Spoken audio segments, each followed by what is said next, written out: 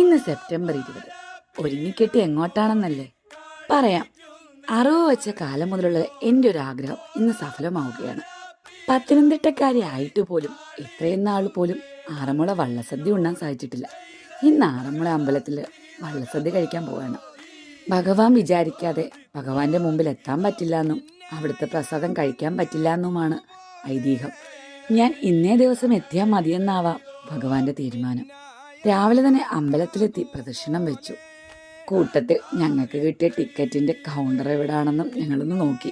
2 പള്ളിയോടത്തിന്റെ ടിക്കറ്റാണ് കിട്ടിയത്. ഒരു ദിവസം 7-8 വഴിപാടാണ് ഉള്ളത്. ഇതേപോലെ പള്ളിയോടത്തിൽ വഞ്ചിപ്പാട്ടും പാടിയെത്തും.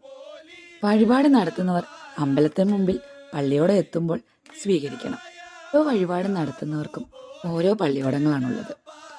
ആറന്മുള വള്ളസദ്യയുടെ വിശേഷം ബാക്കി നാളെ. അപ്പോൾ ബൈ.